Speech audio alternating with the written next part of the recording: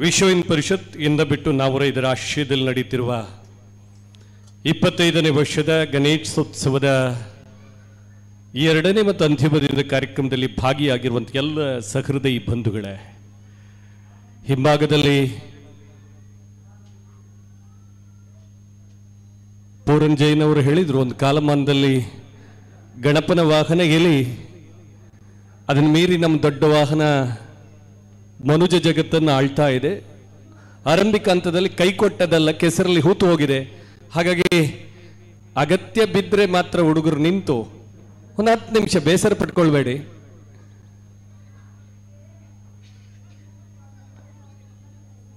ನನಗೇನು ಆತಂಕ ಇಲ್ಲ, ಇದರ ಮಧ್ಯದಲ್ಲೇ ಪಾಠ ಮಾಡುವವರು ಅಲ್ಲ ಸುಮಂತ್ ಜಿ. ನಾನು ಆರಂಭದಲ್ಲಿ ಒಂದೇ ಮಾತರಂ ಗೀತೆಯನ್ನು ಕೇಳಿದೆ. ಪ್ರಾಯಶಃ PU ಓದುವ ವಿದ್ಯಾರ್ಥಿಗಳಿದ್ದಾರೆ. ನಾನು ಬರುವ ಹೊತ್ತಿಗೂ ಅವರು ಬಂದರು. ಶಾಲಾ ಕಾಲೇಜುಗಳಲ್ಲಿ ಇವತ್ತು ಒಂದೇ ಮಾತರಂ ಯಾವಾಗ ಆಡ್ತಾರೆ ಅಂತ ಕೇಳಿದ್ರೆ ಸ್ವಾತಂತ್ರ್ಯೋತ್ಸವ ದಿವಸದಲ್ಲಿ ಆಡ್ತಾರೆ. ಅದು ಒಂದು ಪ್ಯಾರಾಗ್ರಾಫ್ ಮಾತ್ರ. ಅಲ್ಲೋ ಇಲ್ಲೋ ಒಂದೇ ಮಾತರಂ ಗೀತೆ ಕೇಳ್ತಾ ಬೆಳೆದವರು ನಾವು. ಹಾಡು ಹೋಗ್ತಾ ಇರೋ ಹೊತ್ತಿಗೆ ಸ್ವಾತಂತ್ರ್ಯ ಪೂರ್ವದಲ್ಲೇ ಈ ದೇಶದಲ್ಲಿ ರಣಕಲಿಗಳಾಗಿ ತನ್ನ ಬದುಕನ್ನು ಅರ್ಪಿಸಿ ತರ್ಪಿಸಿ ನನಗೆ ಸ್ಫೂರ್ತಿ ಚೈತನ್ಯ ನೀಡಿದ ಬಂಧುಗಳಿಗೆ ಯಾವುದು ರಣಗೀತೆ ಅಂತ ಕೇಳಿದ್ರೆ, ಒಂದು 200 ವರ್ಷದ ಹತ್ತಿರದ ಇತಿಹಾಸವನ್ನು ನೋಡಿದರೆ ಒಂದೇ ಮಾತರಂ ಗೀತೆ. ಆ ಗೀತೆ ಮುಗಿದ ತಕ್ಷಣ ಯಾರಿಗೆ ಅರ್ಚನೆ ಆಗ್ತಾ ಇತ್ತು ಅಂತ ಕೇಳಿದ್ರೆ ತಾಯಿ ಭಾರತಿಗೆ ಜೈಘೋಷ ಬರ್ತಾ ಇತ್ತು. ನಾನೊಮ್ಮೆ ನಿರೀಕ್ಷೆ ಮಾಡಿದೆ, ಒಂದೇ ಮಾತರಂ ಗೀತೆ ಮುಗಿಯುವಾಗ ಕೊರಳ ಕಂಠದಿಂದ ನಿಮ್ಮ ನಾಭಿಯಿಂದ ತಾಯಿ ಭಾರತಿಗೆ ಜೈಕಾರ ಬರಬಹುದು ಅಂತ. ಸಮಾಜ ಹೀಗೆ, ಭಾರತೀಯ ಸಮಾಜ ಹೀಗೆ. ಭಾರತೀಯ ಸಮಾಜ ಅಂದ್ರೆ ಹಿಂದೂ ಸಮಾಜ ಮನಸ್ಸಿನ ಆಳದಲ್ಲಿ ಇರ್ತದೆ. ಯಾರೋ ಹೇಳ್ಕೊಳ್ತಾರ ಅಂತ ನಾವು ತಪ್ಪಾಗಿರ್ತೀವಿ. ಬೇಸರ ಪಟ್ಕೊಳ್ಬೇಡಿ. ಆದರಣೀಯ ಸಹೋದರ ಚೆನ್ನಾಗಿ ಇವತ್ತು ವಿಚಾರಗಳನ್ನು ಮಂಡಿಸಬಲ್ಲ ತಾಕತ್ತುಳ್ಳ ಜಿಜ್ಞಾಸು ಪ್ರದೀಪ್ ಜಿ ಅವರು ವಿಚಾರ ಮಂಡಿಸುವಾಗ ಇಂಧಬೆಟ್ಟಿನ ಒಂದು ಅವರ್ಣೀಯವಾದಂಥ ಇತಿಹಾಸವನ್ನು ಕಣ್ಮುಂದೆ ಇಟ್ಟರು. ಇದನ್ನು ದಾಟಿ ಹೋದರೆ ಬೆಟ್ಟಗಳ ಸಾಲು. ಹಾಗೆ ನೋಡಿದರೆ ಈ ಪ್ರದೇಶದ ಒಂದು ರೀತಿಯ ಚೌಕಟ್ಟಿದು. ಈ ಚೌಕಟ್ಟಿನ ಅನನ್ಯತೆಯನ್ನು ಹೇಳಿದರು. ಜಿನಮಂದಿರದಿಂದ ಹಿಡಿದು ಮಹೇಶನ ಗಣಗಳಾದ ವೀರಭದ್ರ ಗಣಪನಿಂದ ಹಿಡಿದು ತ್ರಿಮೂರ್ತಿಗಳಲ್ಲೂ ಒಬ್ಬನಾದಂಥ ವಿಷ್ಣುವಿನ ಆರಾಧನಾ ಕೇಂದ್ರವಾದಂಥ ಗೋಪಾಲಕೃಷ್ಣನಿಂದ ಹಿಡಿದು ಸನಾತನ ಭಾರತದ ಮೌಲ್ಯಗಳಿಗೆ ಪ್ರೇರಣಾದಾಯಿ ಚಿಂತನೆಯನ್ನು ಕೊಟ್ಟಂತ ಶಿವನ ದೇಹದೊಳಗಡೆ ಶಿವೆಯನ್ನಿರಿಸಿದ ಅರ್ಧನಾರೀಶ್ವರನ ಕಲ್ಪನೆಯನ್ನು ಹಿಡಿದು ವಿಚಾರಗಳನ್ನು ಮಂಡಿಸಿದರು. ಹಾಗಾಗಿ ಈ ಜಾಗದಲ್ಲಿ ಕೂತಿರುವ ನಾವುಗಳೆಲ್ಲ ಒಂದು ರೀತಿ ಧನ್ಯರು ಅಂತ ಹೇಳ್ಕೊಳ್ತಾ, ಆ ಧನ್ಯತೆಗೆ ಈ ಮಣ್ಣು ಕಾರಣ ಅನ್ನೋದನ್ನ ನೆನಪು ಮಾಡ್ತಾ ಒಮ್ಮೆ ಗಣಪನ ಸಮ್ಮುಖದಲ್ಲಿ ತಾಯಿ ಭಾರತಿಗೆ ಜೋರಾಗಿ ಜೈಕಾರವನ್ನು ಹಾಕುವ. ಆ ಜೈಕಾರ ಹೂತು ಹೋದಂತ ವಾಹನ ಕೂಡ ಹೊರಬರುವಾಗ ಮಾಡಬೇಕು. ಮಾಡಬಹುದು ಮಾಡಬಹುದು. ಭೋಲೋ ಭಾರತ್ ಮಾತಾ ಕೀ ಧ್ವನಿ ಬಂತು, ತಾಯಂದಿರ ಕೈ ಬಂದಿಲ್ಲ. ನೆನ್ಪಿಟ್ಕೊಳ್ಳಿ, ಒಂದೇ ಮಾತರಂ ಗೀತೆಯ ಮಧ್ಯದಲ್ಲೊಂದು ಬರ್ತದೆ, ಅವಳು ತಾಯಿ, ಅವಳು ದುರ್ಗೆ, ದಶರೂಪಗಳನ್ನು ಪಡೆದವಳವಳು. ಅಂಥ ತಾಯಿಯ ಪ್ರತಿರೂಪದಲ್ಲಿರುವಂತ ತಾಯಿಯಂದಿರು ತಂಗಿಯಂದಿರು ಜೋರಾಗಿ ಮೊಬೈಲ್ ಇದ್ರೆ ಪಕ್ಕದಲ್ಲಿ ಹಿಡಿದು, ಚೇರಲ್ಲಿ ಇದ್ರೆ ನೇರ ಕುತ್ಕೊಂಡು ಮುಷ್ಟಿಯನ್ನು ಬಿಗಿ ಹಿಡಿದು ಠೇಂಕಾರದ ಒಂದೇ ಮಾತರಂ ಭೋಲೋ ಭಾರತ್ ಮಾತಾ ಕೀ, ಭೋಲೋ ಭಾರತ್ ಮಾತಾ ಕೀ. ನನ್ನ ಭಾಷಣ ಅರ್ಧ ಮುಗಿಸ್ತೀನಿ, ಇನ್ನು ಅರ್ಧ ಭಾಗ ಇದೆ. ತಪ್ಪು ತಿಳ್ಕೊಳ್ಬೇಡಿ ಪ್ರದೀಪನ, ಇದು ಧಾರ್ಮಿಕ ಪ್ರವಚನ ಅಲ್ಲ. ನನಗೆ ಸ್ವಲ್ಪ ಸಂಕೋಚ ಆಯಿತು ಧಾರ್ಮಿಕ ಪ್ರವಚನ ಅಂದಾಗ. ಹದಿಹರೆಯದ ಹುಡುಗರು ಇರುವ ಕಾರಣಕ್ಕಾಗಿ ನೆನಪಡ್ತಾ ಹೋಗ್ತೀನಿ. ಸಾರ್ವಜನಿಕವಾಗಿ ಗಣೇಶನ ಆಚರಣೆ ಈ ದೇಶದಲ್ಲಿ ಪ್ರಾರಂಭ ಆಗಿದ್ದು ನೀವು ಗೂಗಲ್ ಸರ್ಚ್ ಮಾಡಿದ್ರೆ ಸಿಗ್ತದೆ, ದೂರ ಹೋಗ್ಬೇಕಾಗಿಲ್ಲ. 1893 ಶುರು ಮಾಡಿದವರು ಯಾರು ಅಂತ ಗೊತ್ತಿದೆ, ಭಾವಚಿತ್ರ ಕಣ್ಮುಂದೆ ಇದೆ. ಬಾಲ್ ಗಂಗಾಧರ್ ತಿಲಕ್ ಯಾಕೆ ಶುರು ಮಾಡಿದ್ರು? ಈ ಜಿಜ್ಞಾಸಿಗೆ ನಾವು ಹೋಗಲ್ಲ. ಸ್ಪೆಷಲ್ ವಿದ್ಯಾರ್ಥಿಗಳು ಪ್ರದೀಪ್ ಜಿ ಅವರು ಹೇಳಿದ್ರು, ಎಕ್ಸಲೆಂಟ್, ಎಕ್ಸೆಲ್, ಒಂದು ರೀತಿಯ ಅಭೂತಪೂರ್ವವಾದಂತ ನಾಡು ಕಂಡ ವಿದ್ಯಾಸಂಸ್ಥೆಯ ವರ್ತಮಾನದಲ್ಲಿ ರಾಷ್ಟ್ರ ಮಟ್ಟದಲ್ಲೂ ಇಡೀ ರಾಷ್ಟ್ರದಲ್ಲಿ ಅತ್ಯಧಿಕಲ್ಲಿ ಮೆಡಿಕಲ್ ವಿದ್ಯಾರ್ಥಿಗಳನ್ನು ಆಯ್ಕೆ ಮಾಡಿದ ವಿದ್ಯಾಸಂಸ್ಥೆಯ ಪ್ರತಿನಿಧಿಗಳಾಗಿರುವ ವಿದ್ಯಾರ್ಥಿಗಳಿರುವ ಕಾರಣಕ್ಕಾಗಿ ಒಂದು ಘಟನೆ ಹೇಳ್ತೀನಿ. ತಿಲಕ್ಜಿ ಗಣೇಶೋತ್ಸವವನ್ನು ಯಾಕೆ ತಂದ್ರು? ಹಾಗಾದ್ರೆ ಈ ದೇಶದಲ್ಲಿ ಧರ್ಮ ಜಿಜ್ಞಾಸೆ, ದೇವರ ಆರಾಧನೆ ಸಾರ್ವಜನಿಕವಾಗಿ ಯಾಕೆ ನಡೀತಾ ಇದೆ?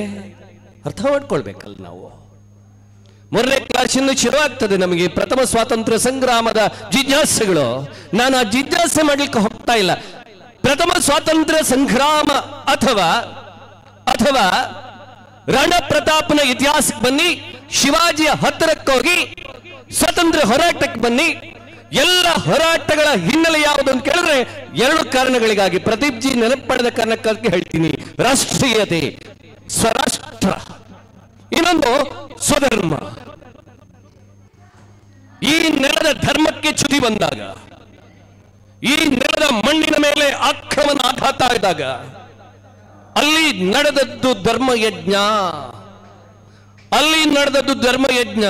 ಯಾವ ಬ್ರಿಟಿಷರು ಈ ದೇಶದಲ್ಲಿರುವಂತಹ ಭಾರತೀಯನನ್ನು ಸನಾತನವಾಗಿ ಆರಾಧಿಸಿಕೊಂಡು ಬಂದಂತ ಇಲ್ಲಿಯ ಜೀವನ ಮೌಲ್ಯವನ್ನು ಕನ್ನಯಿಸಬೇಕು, ಭಾರತೀಯ ಮನಸ್ಸುಗಳನ್ನು ತುಂಡರಿಸಬೇಕು, ಚಿನ್ನ ವಿಚಿನ್ನಗೊಂಡಂಥ ಮನಸ್ಥಿತಿಯಲ್ಲಿ ದೇಶವನ್ನು ತುಂಡು ಮಾಡಬೇಕು. ಅದರ ಪ್ರತಿರೂಪವಾಗಿ ನಡೆದ ಘಟನೆ ಇದೆಯಲ್ಲ, ಅದಕ್ಕೆ ಪ್ರತಿರೋಧ ಬೇಕಿತ್ತಲ್ಲ. ಆವಾಗ ಪಂಜಾಬಿನ ಕೇಸರಿ ಹಪ್ಪಟ ರಾಷ್ಟ್ರವಾದಿ ತಿಲಕ್ ಯೋಚನೆ ಮಾಡಿದ್ರು, ಭಾರತೀಯರನ್ನು ಹಿಂದೂಗಳನ್ನು ಒಗ್ಗೂಡಿಸಬಲ್ಲ ಶಕ್ತಿ ಯಾವುದಿದೆ ಅಂತ ಕೇಳಿದ್ರೆ ಈ ಮಣ್ಣಲ್ಲಿ ಇರುವುದು ಧರ್ಮದಲ್ಲಿ ಮಾತ್ರ. ಹಾಗಾಗಿ ಯಾವ ಗಣೇಶ ಮನೆ ಅಂಗಳದಲ್ಲಿ, ಮನೆಯ ಕೋಣೆಗಳಲ್ಲಿ, ದೇವಸ್ಥಾನಗಳಲ್ಲಿ, ಮಂದಿರಗಳಲ್ಲಿ ಆರಾಧನೆಗೊಳಗಾಗ್ತಾ ಇದ್ನೋ ಅವನನ್ನು ಸಾರ್ವತ್ರಿಕಗೊಳಿಸಿ ಭಾರತೀಯ ಮನಸ್ಸುಗಳನ್ನು ಜಾಗೃತಗೊಳಿಸಬೇಕು. ಚಿನ್ನ ವಿಚಿನ್ನಗೊಂಡ ಚಿಂತನೆಗಳನ್ನು ಏಕತ್ರಗೊಳಿಸಬೇಕು. ಅವಿಚ್ಛಿನ್ನವಾದಂಥ ಈ ಸಂಸ್ಕೃತಿ, ಈ ನೆಲದ ಪರಂಪರೆ, ಈ ನೆಲದ ಚಿಂತನೆ, ಈ ನೆಲದ ಸಾಕ್ಷಾತ್ಕಾರ ಮತ್ತು ಸಂಸ್ಕಾರವನ್ನು ಜನಮಾನಸಿಗೆ ಉನ್ನವಡಿಸುತ್ತಲೇ ದೇಶವಾಸಿಗಳಲ್ಲಿ ಜಾಗೃತಿ ಮೂಡಿಸಬೇಕು ಅನ್ನುವಂಥ ಕಾರಣಕ್ಕಾಗಿ ಸ್ವಧರ್ಮ ಜಾಗೃತಿ ಆಗಬೇಕು.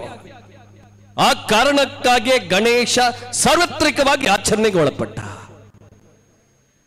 1857 ಬನ್ನಿ, ನಾವೆಲ್ಲ ಪಠ್ಯ ಪುಸ್ತಕ ಓದುವಾಗ ಮಂಗಲ್ ಪಾಂಡೆ ನೆನ್ಪಡ್ತೀವಿ. ಮಂಗಲ್ ಪಾಂಡೆ ಕಬ್ಬು ಸವರಿದ ಕೋವಿ.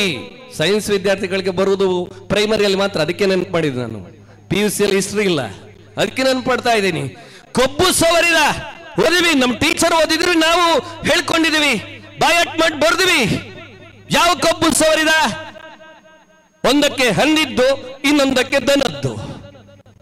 ಈ ದನ ಮತ್ತು ಹಂದಿ ಪರಸ್ಪರ ವೈರುಧ್ಯವಾದ ಸಂಸ್ಕೃತಿಯ ಮತ್ತು ಸಂಸ್ಕಾರದ ಭಾಗ.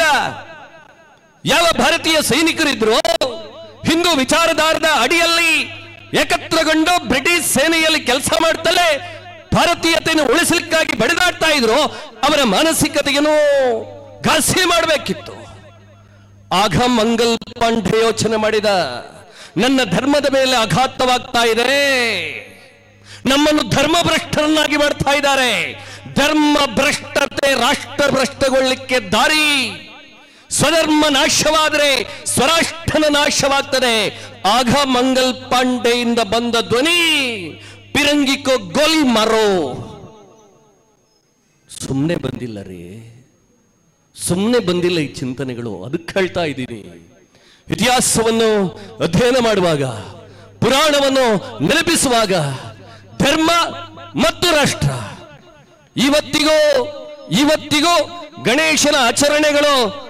ಪುರಾಣವರು ಹೇಳಿದ್ರು 20 ಕೋಟಿ ಗಣೇಶನ ವಿಗ್ರಹ ಈ ರಾಷ್ಟ್ರದಲ್ಲಿ ತಯಾರಾಗ್ತದೆ, ಮಾರಾಟ ಆಗ್ತದೆ. ಅದರ ನೋವಿಂದ ಹೇಳ್ತೀನಿ, ಒಂದು ವರ್ಗ ಈ ಉತ್ಸಾಹದ ಮಧ್ಯದಲ್ಲೂ ದಂಧೆ ಮಾಡುವ ವರ್ಗವೂ ಇದೆ. ನೋವಿಂದ ಹೇಳ್ತೀನಿ, ಒಬ್ಬ ಹಿಂದೂ ಆಗಿ, ಒಬ್ಬ ಭಾರತೀಯನಾಗಿ, ಅಪ್ಪಟ ಈ ನೆಲದ ಸಂಸ್ಕಾರದ ಭಾಗವಾಗಿ ಹೇಳ್ತಾ ಇದ್ದೀನಿ. ಈ ಹೊತ್ತಲ್ಲಿ ಉತ್ಸಾಹವನ್ನು ಮಾಡುತ್ತಲೇ ಆ ಉತ್ಸಾಹ ರಣೋತ್ಸವ ಆಗಬಾರ್ದ? ಆಗದಿದ್ದಾಗ ಏನಾಗ್ತದೆ ಒಂದೇ ಮಾತ್ರ ನೆನ್ಪು ಮಾಡಿ. ನಾನು ಹೇಳಿದ ಕಾರಣಕ್ಕಾಗಿ ಹೋಗ್ಬೇಡಿ. ಈ ಪೂರ್ತಿ ಗೀತೆ ಇವತ್ತು ಒಂದು ಪ್ಯಾರಾಗ್ರಾಫ್ಗೆ ಯಾಕೆ ಬಂತ್ರಿ? ಒಂದು ಪ್ಯಾರಾಗ್ರಾಫ್ಗೆ ಸ್ವಾತಂತ್ರ್ಯ ಹೋರಾಟದ ಹಿನ್ನೆಲೆಯಲ್ಲಿ ಗುರುತಿಸಿಕೊಂಡ ಒಂದು ಸಂಘಟನೆಯ ಒಂದು ಕಾರ್ಯಕ್ರಮ ಆರಂಭ ಆಗ್ತಾ ಇದ್ದದ್ದು ಒಂದೇ ಮಾತರಂ ಗೀತೆ ಜೊತೆಗೆ. ರಾಷ್ಟ್ರಗೀತೆಯನ್ನು ಬರೆದಂತ ರವೀಂದ್ರನಾಥ್ ಠಾಗೋರ್ ಅವರು ಹೇಳ್ತಾರೆ, ಯಾವುದೇ ಹೋರಾಟದ ಕಾರ್ಯಕ್ರಮದ ವೇದಿಕೆಯಲ್ಲಿ ಮೊದಲ ಗೀತೆ ಒಂದೇ ಮಾತರಂ ಇರಬೇಕು.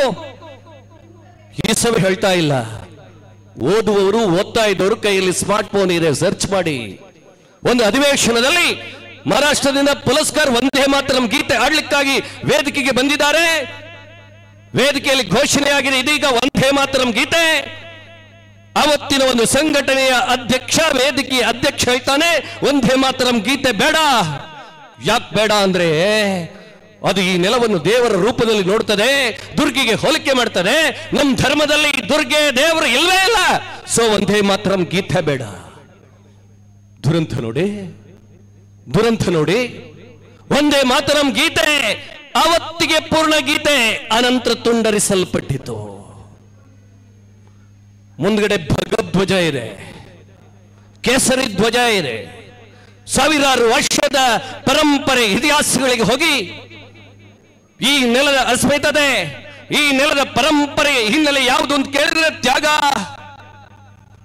ಆ ತ್ಯಾಗದ ಸಂಕೇತ ಯಾವುದು ಅಂತ ಕೇಳಿದ್ರೆ, ಅಂತ ಸತ್ವವನ್ನು ಬಡಿದೆಬ್ಬಿಸಬಲ್ಲ ಚೇತನ ಯಾವುದಕ್ಕೆ ಅಂತ ಕೇಳಿದ್ರೆ ಕೇಸರಿಗೆ.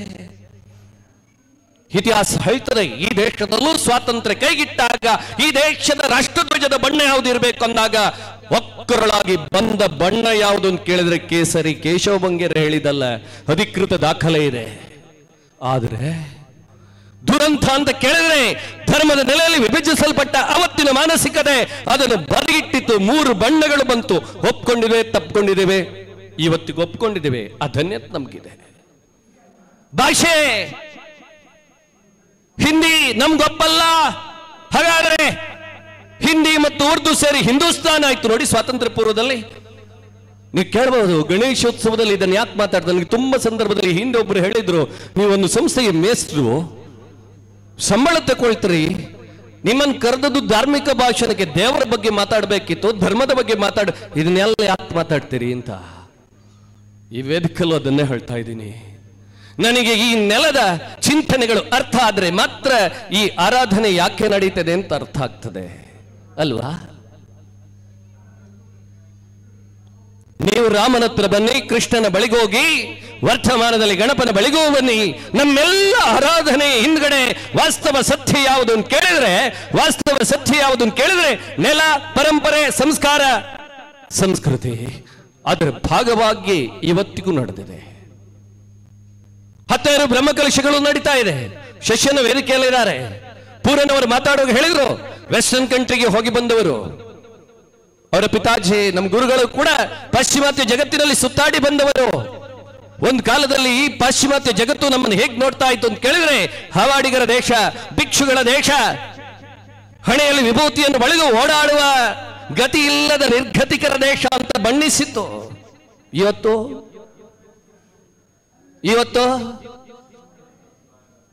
PUC ವರೆಗೆ ಪಾಠ ಮಾಡುವ ಹಿಸ್ಟ್ರಿ ಮೇಸ್ಟರ್ ಹೇಳ್ತಾರೆ, ಪ್ರಪಂಚದ ನಾಗರಿಕತೆಗಳು ಶ್ರೇಷ್ಠ ನಾಗರಿಕತೆ ಅಂತ ಮಾತಾಡುವಾಗ ಗ್ರೀಕ್ ನಾಗರಿಕತೆ ಬಗ್ಗೆ ಮಾತಾಡ್ತಾರೆ. ಇವತ್ತು ಕೇಳ್ತೀನಿ ನಿಮ್ಮ ಹತ್ರ, ಆ ನಾಗರಿಕತೆ ಜೀವಂತ ಇದೆಯಾ?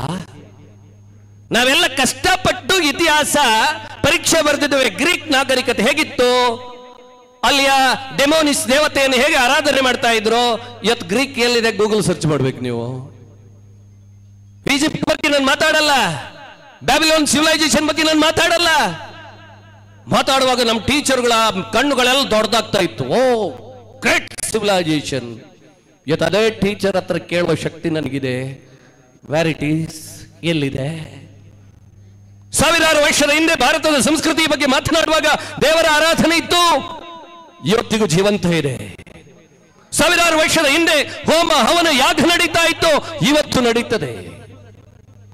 ಸಾವಿರಾರು ವರ್ಷದ ಹಿಂದೆ ಗಂಟೆ ಜಾಗಟೆಯ ನಿನಾದ ಕೇಳಿ ಬರ್ತಾ ಇತ್ತು ನಮ್ಮಲ್ಲಿ, ಇವತ್ತಿಗೂ ಜೀವಂತ ಇದೆ.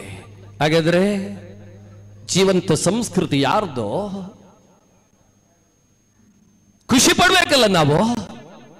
ಆ ಖುಷಿ ಪಡುವ ಹೊತ್ತಿಗೆ ಹದಿಹರೆಯಲ್ಲಿ 25 ಜನರನ್ನು 24 ಜನರನ್ನು ಸನ್ಮಾನ ಮಾಡಿದರು. ವೆಂಕಪ್ಪಣ್ಣ ವೇದಿಕೆಯಲ್ಲಿದ್ದಾರೆ, ಸಂಜೀವಣ್ಣ 97 ನೆನ್ಪಡಿದ್ರಿ. ನಾನು ಫಸ್ಟ್ PUC ಇಲ್ಲ ಫಸ್ಟ್ BA ಉಜಿರೆಯಲ್ಲಿ 24 ವರ್ಷದ ಹಿಂದೆ ನಿಮ್ಮ ಹಿರಿಯರು ಇನ್ನಬೆಟ್ಟಿನಂತ ಒಂದು ಧಾರ್ಮಿಕ ಶ್ರದ್ಧಾ ಕೇಂದ್ರದಲ್ಲಿ ಇದೆಲ್ಲ ಮಂದಿರದ ಮಧ್ಯೆ ಗಣೇಶೋತ್ಸವ ಇರಲಿ ಅಂತ ಕಲ್ಪನೆ ಕಂಡ್ರಲ್ಲ, ಅವ್ರ ಯೋಚನೆ ಏನಿತ್ತು? ನನಗೆ ಅರ್ಧನಾರೀಶ್ವರ ದೇವಸ್ಥಾನವನ್ನು ಕಂಡಾಗ ಅನಿಸಿದ್ದೇನೋ ಅಂತ ಕೇಳಿದ್ರೆ, ಇಲ್ಲೆಲ್ಲ ಹುಡುಗಿಯರಿದ್ದಾರೆ. 4 ವರ್ಷದ ಹಿಂದೆ ಸುಪ್ರೀಂ ಕೋರ್ಟ್ ಒಂದು ತೀರ್ಪು ಕೊಟ್ಟಿತ್ತು, ನೆನಪಿದೆಯೋ ಇಲ್ಲೋ ಗೊತ್ತಿಲ್ಲ ಉಳಿದವರಿಗೆ. ಶಬರಿಮಲೆ ವಿಚಾರದಲ್ಲಿ ಶಬರಿಮಲೆಗೆ ಯಾವ ವಯೋಮಾನದ ಹೆಣ್ಮಕ್ಳು ಕೂಡ ಮಾಲೆ ಧರಿಸಿ ಯಾತ್ರೆ ಮಾಡಬಹುದು, ನಿಷೇಧ ಇಲ್ಲ. ಕೋರ್ಟಿಗೆ ಹೋದವಳು ಯಾರು ಅಂತ ಕೇಳ್ತಾ ಇಲ್ಲ. ಒಂದ್ ಕೈಯಲ್ಲಿ ಬಾಟ್ಲ್ ಇತ್ತು, ಇನ್ನೊಂದು ಕೈಯಲ್ಲಿ ಆಕೆಯ ಕೈಯಲ್ಲಿ ಸಿಗರೇಟ್ ಇತ್ತು, ಅವಳೇ ಕೋರ್ಟಿಗೆ ಹೋಗಿದ್ದು. ಮಹಿಳೆಯರಿಗೆ ನ್ಯಾಯ ಬೇಕು ಅಂತ ದೇವಾಲಯಕ್ಕೆ ಹೋದ್ರು. ನಾನು ನೇರ ಕೇಳ್ತಾ ಇದ್ದೀನಿ, ಹೆಣ್ಮಕ್ಳಿಗೆ ಅವಮಾನ ಮಾಡಿದ್ದು, ಹೆಣ್ಮಕ್ಳನ್ನು ಶೋಷಣೆ ಮಾಡಿದ್ದು, ಹೆಣ್ಮಕ್ಳನ್ನು ಕನಿಷ್ಠ ರೀತಿಯಲ್ಲಿ ನೋಡಿದ ನೆಲ ನಮ್ದ ಅಂತ ಕೇಳಿದ್ರೆ ನೀವು ಪರಂಪರೆಗೆ ಇತಿಹಾಸಕ್ಕೆ ಹೋಗ್ಬೇಕು. ಯತ್ರ ನರಸ್ತು ಪೂಜಂತೆ ರಮಂತೆ ತತ್ರ ದೇವತಾ ಅಂತ ಹೇಳಿದ ಒಂದೇ ಒಂದು ನೆಲ ಇದ್ರೆ ಅದು ನಮ್ಮ ನೆಲ ರೀ, ನಮ್ ನೆಲ. ಹೆಣ್ಣಲ್ಲೂ ಕೂಡ ಭಗವಂತನನ್ನು ಕಾಣಬಹುದು. ಎಲ್ಲಿ ಹೆಣ್ಣಿನ ಆರಾಧನೆ ನಡೀತಾ ಇದೆಯೋ ಅಲ್ಲಿ ದೇವರ ಸಾಕ್ಷಾತ್ ರೂಪ ಇದೆ ಅಂತ ಹೇಳಿದ ಪ್ರಪಂಚದ ಒಂದು ದೇಶ ನಮ್ಮ ದೇಶ. ಆ ದೇಶದಲ್ಲಿ ಆಧುನಿಕ ಕಾಲಮಟ್ಟದ ಕಾನೂನನ್ನು ಇಟ್ಕೊಂಡು ಶಬರಿಮಲೆಗೆ ಹೋಗಬಹುದು ಅಂತ ತೀರ್ಪು ಕೊಟ್ಟಾಗ ಇಂದಬೆಟ್ಟುವಿನ ಯಾವ ಹೆಣ್ಮಗಳು ಕೂಡ ಹೊರಡಲಿಲ್ಲ. ಯಾಕೆ ಹೊರಡಲಿಲ್ಲ? ಅವಳಿಗೆ ಈ ನೆಲದ ಪರಂಪರೆ ಗೊತ್ತು. ಹೆಣ್ಣನ್ನು ದೇಹದಿಂದ ನೋಡಿದ್ದು, ಹೆಣ್ಣನ್ನು ಭೋಗವಸ್ತುವಿನಿಂದ ನೋಡಿದ್ದು ಯಾವಾಗ ಅಂತ ಕೇಳಿದ್ರೆ ಕ್ರಿಸ್ತ ಪೂರ್ವದಲ್ಲಿ ಅಲ್ಲರೀ. 1000 ವರ್ಷದ ಹಿಂದೆ ಈ ದೇಶದ ಮೇಲೆ ಯಾವತ್ತು ಮೊಘಲರ ಆಕ್ರಮಣ ಆಯಿತು, ಬ್ರಿಟಿಷರ ಆಗಮನ ಆಯಿತು, ಪಾಶ್ಚಿಮಾತ್ಯ ಚಿಂತನೆಗಳು ಬಂದು ಆ ನಂತರ ಹೆಣ್ಣನ್ನು ಈ ದೇಶದಲ್ಲಿ ದೇಹದಿಂದ ನೋಡಿದ್ದು. ಇಲ್ಲದಿದ್ದರೆ ತನ್ನ ದೇಹದಲ್ಲಿ ಅರ್ಧ ಭಾಗವನ್ನು ಹೆಣ್ಣೊಬ್ಬಳಿಗೆ ಕೊಟ್ಟ ಈ ಪ್ರಪಂಚದ ಏಕಮಾತ್ರ ಸಂಸ್ಕೃತಿ ಇದ್ರೆ ಅದ್ ನಮ್ಮ ನೆಲದ ಸಂಸ್ಕೃತಿ. ಅದರ ಮೂರ್ತ ರೂಪ ಅರ್ಧನಾರೀಶ್ವರ ದೇವಸ್ಥಾನ ನೋಡಿ. ಶಿವಗೂ ತನ್ನ ದೇಹದಲ್ಲಿ ಅರ್ಧ ಭಾಗವನ್ನು ಕೊಟ್ಟಿದ್ದಾನೆ ಶಿವ. ಈಗ ಹೇಳಿ ಹೆಣ್ಣನ್ನು ನಾವು ಕಾಮದಿಂದ, ಭೋಗದಿಂದ, ದೇಹದಿಂದ ನೋಡಿದ ನೆಲ ಇದು. ಯಾವಾಗ ಪಾಶ್ಚಿಮಾತ್ಯ ಚಿಂತನೆಗಳ ಆಕ್ರಮಣ ಆಯಿತು, ಯಾವತ್ತು ಮೊಘಲ್ ಶಾಹಿಗಳ ಚಿಂತನಾಧಾರೆಗಳು ನಮ್ಮ ಪಠ್ಯ ಪುಸ್ತಕವಾಯಿತು, ಆ ನಂತರ ನಮ್ಮ ನೆಲದ ಚಿಂತನೆಗಳಿಂದ ವಿಮುಖರಾಗಿದ್ದೇವೆ. ಹಾಗೆ ಹೇಳ್ತಾ ಇದ್ದೀನಿ ಬಂಧುಗಳೇ. ಗಣೇಶೋತ್ಸವ ಅಂದ್ರೆ ಸದ್ಗುರು ಮಾತನ್ನು ಪೂರನ್ನವರು ನೆನಪು ಮಾಡಿದರು. ಅದು ಬರೇ ಮೋದಕ ಅರ್ಪಿಸುವ, ಮೋದಕ ತಿನ್ನುವ, ಶೋಭಾಯಾತ್ರೆಯಲ್ಲಿ ಆಡುವ ಜೈಕಾರ ಮಾತ್ರ ಅಲ್ಲ. ಭಗವಂತನ ಚಿಂತನ ಲಾರಿಯ ದಟ್ಟಿಯ ನಡುವೆ ಒಂದಷ್ಟನ್ನು ಭೌತಿಕವಾಗಿ ನನ್ನೊಳಗೆ ಜೀರ್ಣಿಸಿಕೊಳ್ಳುವ ಶಕ್ತಿ ಆಗಬಹುದಾ? ನಿನ್ನೆ ಮೊನ್ನೆ ಮೊಸರು ಕುಡಿಕೆ ಆಯಿತು, ಎಲ್ಲೂ ಆಗಿರ್ಬೋದು. ಹುಡುಗರಿರುವ ಕಾರಣಕ್ಕಾಗಿ, ಹುಡುಗಿಯರಿರುವ ಕಾರಣಕ್ಕಾಗಿ ಹೇಳ್ತೀನಿ, ಕೃಷ್ಣ ಎಲ್ಲೂ ತಾನು ದೇವರು ಅಂತ ಹೇಳ್ಕೊಳ್ಳೇ ಇಲ್ಲ. ನನ್ನನ್ನು ಭಗವಂತ ಅಂತ ಆರಾಧನೆ ಮಾಡಿ ಹೇಳಲೇ ಇಲ್ಲ. ಅವನು ಒಳ್ಳೆಯ ಮನುಷ್ಯನಾಗಿ ಬದುಕುವ ಪ್ರಯತ್ನ ಮಾಡಿದ್ದು. ಒಂದು ಘಟನೆ ಮಾತ್ರ ಹೇಳ್ತೀನಿ. ಹರಿಹರೆಯ ಕೃಷ್ಣಂತ ಹೇಗಿತ್ತು? ಬೃಂದಾವನ, ಇಂದ ಬೆಟ್ಟನ್ನೊಂದು ವೃಂದಾವನ ಅಂತ ನೆನಪು ಮಾಡಿ. ಆ ವೃಂದಾವನದಲ್ಲಿ ಕೃಷ್ಣ ಇದ್ದ. ಪ್ರಕೃತಿಯ ಮಧ್ಯೆ ಇದ್ದವನು, ಗೋವುಗಳ ಜೊತೆಗಿದ್ದವನು. ಆಡ್ತಾ, ಕುಣಿತಾ, ನಲಿತಾ, ಕೀಟಲೆ ಮಾಡ್ತಾ ಹುಡುಗರು ಯಾವತ್ತು ಅಂಡರ್ಗ್ರೌಂಡ್ ಎಲ್ಲವನ್ನೂ ಮಾಡಿದವ. ಇವತ್ತಿನ ಭಾಷೆಯಲ್ಲಿ ಹೇಳುವುದಾದ್ರೆ ರಾಧೆಯನ್ನು ಕೃಷ್ಣ ಎಷ್ಟು ಲವ್ ಮಾಡಿದ ನೋಡಿ. ಪ್ರೀತಿಯ ವ್ಯಾಖ್ಯಾನಗಳು ಬಂದಾಗ ಕೃಷ್ಣ ಪ್ರೀತಿಸಿದ್ದು ರಾಧೆಯನ್ನು. ರಾಧಾ ಮತ್ತು ಕೃಷ್ಣ ವೃಂದಾವನದ ಬೆಟ್ಟಗಳಲ್ಲಿ ಓಡಾಡದ ಜಾಗವೇ ಇಲ್ಲ. ನೀವು ಸೀರಿಯಲ್ ನೋಡಿದ್ದೀರಿ, ಕೊರೋನಾದಲ್ಲಿ ಬರ್ತಾ ಇತ್ತು ರಾಧಾಕೃಷ್ಣ, ಸ್ವಲ್ಪ ನೋಡಿದೆ, ನಾನು ಮನೆಯಲ್ಲಿದ್ದೆ. ಪುರಾಣ ಹೇಳ್ತಾರೆ ವೃಂದಾವನದ ಪ್ರಕೃತಿಯ ಮಡಿಲಲ್ಲಿ ರಾಧೆ ಮತ್ತು ಕೃಷ್ಣ ಓಡಾಡದ ಜಾಗವೇ ಇಲ್ಲ. ಹಾಗಂತ ಹೇಳಿ ವೃಂದಾವನದಲ್ಲಿ ಸ್ಟಾಗ್ನೆಂಟ್ ಆದ ಕೃಷ್ಣ, ಪ್ರೀತಿಗೆ ಬಲಿಬಿದ್ದು ವೃಂದಾವನದಲ್ಲೇ ಬೀಡ್ಬಿಟ್ನ ಕೃಷ್ಣ ಇಲ್ಲ. ಕಾಲದ ಕರೆ ಬಂತು, ಧರ್ಮದ ಕರೆ ಬಂತು. ರಾಷ್ಟ್ರೀಯತೆ ಅಂತ ಹೇಳೋದು ಇದನ್ನೇ. ರಾಷ್ಟ್ರೀಯ ವಿಚಾರಗಳು ಬಂದಾಗ ತನ್ನ ಪ್ರೀತಿಯ ರಾಧೆಯನ್ನು, ತನ್ನ ಸಾಕುತ್ತಾಯಿ ಯಶೋಧೆಯನ್ನು ಕೃಷ್ಣ ವೃಂದಾವನದಲ್ಲಿ ಗೋಕುಲದಲ್ಲಿ ಬಿಟ್ಟು ಹೋದಾಗ ಅವನಿಗೆಷ್ಟು ನೋವಾಗ್ಬೋದು, ಅವನಿಗೆಷ್ಟು ಸಂಕಟ ಆಗ್ಬೋದು. ಆ ಸಂಕಟದ ಮಧ್ಯೆಯೂ ಆ ನೋವಿನ ಮಧ್ಯೆಯೂ ಅಲ್ಲಿಂದ ಹೊರಟು ಮಥುರಕ್ಕೆ ಬಂದು ದ್ವಾರಕೆಯನ್ನು ಸೇರಿ ಹಸ್ತಿನಾವತಿಯನ್ನು ವ್ಯಾಪಿಸಿಕೊಂಡ ಕೃಷ್ಣ ಇಡೀ ರಾಷ್ಟ್ರ ಚಿಂತನೆ, ಹರಿಹರೆಯದ ಹೊತ್ತಲ್ಲಿ ನಮ್ಮನ್ನು ವಿಮುಖಗೊಳಿಸುವ ಎಲ್ಲ ಚಿಂತನೆಗಳಿಂದ ಮುಕ್ತಿಗೊಂಡು ರಾಷ್ಟ್ರವಾಹಿನಿಯಲ್ಲಿ ಹೇಗೆ ಜೋಡಿಸಬೇಕು ಅನ್ನುವುದಕ್ಕೆ ನಮಗೆ ಪ್ರೇರಣೆ ಅಲ್ವಾ? ಆ ಪ್ರೇರಣೆಯನ್ನು ನಾವು ಪಡ್ಕೊಳ್ಬೇಕಲ್ವಾ? ನಾನು ನೋಡ್ತಾ ಇದ್ದೆ, ನನಗೇನು ಇಂದ ಬಿಟ್ಟು ಹೊಸ್ತಲ್ಲ. ಪ್ರದೀಪ್ ಅಣ್ಣ ಫೋನ್ ಮಾಡಿ ಹೇಳುವಾಗ ಒಂದು ಮಾತು ಹೇಳಿದ್ರು, ಕೇಶವಣ್ಣ ಸುರುಕು ರಡ್ಡು ಸರ್ತಿಲೆ ಎತ್ತದ ಕಾಕಜಿಡಿ ಪಾಡ್ದ ಬತ್ತೀಜಾರೆ. ಕೆಳಗಡೆ ಹುಡುಗರು ತಿಂಡಿ ತಿನ್ನುವಾಗ ಹೇಳಿದ್ರು, ಇರು ಎಮ್ಮ ವರ್ಷರು ತುಂಬುವರ ಬತ್ತದವ್ರು ಕೇಶವಣ್ಣ ಅಂತ, ಹಬ್ಬ ಐತೆ ಬತ್ತಾರ ಅಂತ. ಬಂಧುಗಳೇ, ಪುರಾಶ್ರಮದಲ್ಲಿ ನಾನು ಓಡಾಡಿದ ಜಾಗ ಇದು. 16 ದಿನ ಬೇರೆ ಬೇರೆ ಮನೆಯಲ್ಲಿ ತಂಗಿದ ನೆನಪುಗಳಿದೆ ನನಗೆ. ಬೇರೆ ಬೇರೆ ಮನೆಗಳನ್ನು ಭೇಟಿಯಾದ ನೆನಪುಗಳಿದೆ. ಕಾರ್ಯಕರ್ತ ಬಂಧುಗಳು ಕಣ್ಮುಂದೆ ಕಾಣಿಸ್ತಾ ಇದ್ದಾರೆ. ನನಗೂ ಒಂದು ಕರ್ಮ ಸಿದ್ಧಾಂತದ ಮೇಲೆ ನಂಬಿಕೆ ಇದೆ. ನನ್ನ ಧರ್ಮ ಅದು. ಅದನ್ನೇ ನಿಮಗೆ ನೆನಪಿಸ್ತಾ ಇದ್ದೀನಿ. 24 ವರ್ಷದಲ್ಲಿ ಇಲ್ಲಿ ಗಣೇಶೋತ್ಸವ ನಡೆಯಿತು.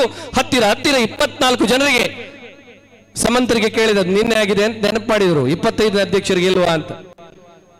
ಯಾಕಂದ್ರೆ ಇದರ ತಾರ್ಕಿಕ ರೂಪದ ಹಿಂದೆ ಅವರ ಶ್ರಮವೂ ಇದೆ ಅಂತ ನಾನು ಅರ್ಥೈಸಿಕೊಳ್ಳಬಲ್ಲೆ. ಅಷ್ಟು ಜನರನ್ನು ಇಲ್ಲಿ ಕೂತ್ಕೊಳ್ಳಿಸಿ ಗೌರವ ಮಾಡಿತ್ತು. ನನಗೆ ಅವರು ಕಾಣಲಿಲ್ಲ. ಆ 24 ಜನರು ಕೆಲಸ ಮಾಡಲಿಕ್ಕೆ ಸಾವಿರಾರು ಬಂಧುಗಳಿದ್ದಾರಲ್ಲ. ಇದನ್ನೇ ನಮ್ಮ ಧರ್ಮ, ನಮ್ಮ ಚಿಂತನೆ ಹೇಳಿದ್ದು ರಾಮ ಕಾರ್ಯ ಅಂತ. ನಮ್ಮ ಹಿರಿಯರು ಇದನ್ನೇ ಹೇಳಿದ್ರು, ರಾಮ ಕಾರ್ಯ ಅಂದ್ರೆ ಬರೇ ಅಧ್ಯಕ್ಷನ ಕಾರ್ಯ ಅಲ್ಲ. ರಾಮನ ಕೆಲಸದಲ್ಲಿ ಬರೇ ಮನುಷ್ಯರು ಇರಲಿಲ್ಲ, ಮಂಗಗಳಿತ್ತು, ಅಳಿಲುಗಳಿತ್ತು, ಪಕ್ಷಿ ಇತ್ತು. ನೆನಪು ಮಾಡಿ, ಜಟಾಯು, ಅಳಿಲು, ಹನುಮಂತಾದಿ ಜಾಂಬವಂತರು ನೋಡಿ. ರಾಮ ಕಾರ್ಯ ಅಂದಾಗ ಬಹು ಬಗೆಯ ಎಲ್ಲ ಬಂಧುಗಳು. ಹಾಗಂತೇಳಿ ಜೈನರಿಲ್ವಾ, ಗೌಡ್ರಿಲ್ವಾ, ಶೆಟ್ರಿಲ್ವಾ, ಪೂಜಾರಿಗಳಿಲ್ವಾ? ನಮ್ಮ ಪರಿಭಾಷೆಯಲ್ಲಿ ಹೇಳುವುದಾದ್ರೆ ಒಂದು ಕಾಲಮಾನ ಶೋಷಿತ ವರ್ಗ ಇಲ್ವಾ?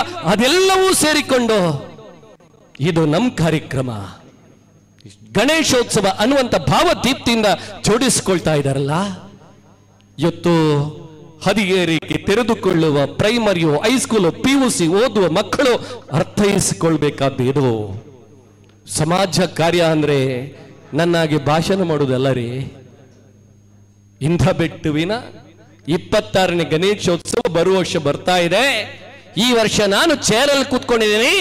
ಮುಂದಿನ ವರ್ಷ ತಳಿರು ತೋರಣ ಕಟ್ಟಲಿಕ್ಕೆ 2 ದಿವಸದ ಮುಂದೆ ಬರ್ಬೋದು. ನಾನು ಸ್ವಲ್ಪ ಕೆಸರಿದೆ, ಊಟದ ವೇದಿಕೆಯಲ್ಲಿ ಕಷ್ಟ ಇದೆ, ಎಲ್ಲರೂ ಪಾಪ ಓಡಾಡ್ತಾ ಇದ್ದಾರೆ ಯುವಕರು.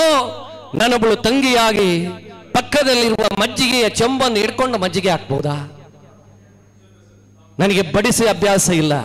ಅಟ್ಲೀಸ್ಟ್ ತಟ್ಟೆ ಇದೆ, ಒರೆಸಿಕೊಡೋ ಕೆಲಸ ಆದ್ರೂ ಮಾಡಬಹುದಾ? ನೋಡಿ, ರಾಮ ಕಾರ್ಯ ಅಂದ್ರೆ ಇದು. ಇದನ್ನು ನಮ್ಮ ಹಿರಿಯರು ರಾಷ್ಟ್ರ ಕಾರ್ಯ ಅಂತ ಕರೆದದ್ದು. ರಾಷ್ಟ್ರೀಯತೆಯ ವ್ಯಾಖ್ಯಾನ ಅಂದ್ರೆ ಇದು. ನೆನ್ಪಿಟ್ಕೊಳ್ಬೇಕು ಬಂಧುಗಳೇ.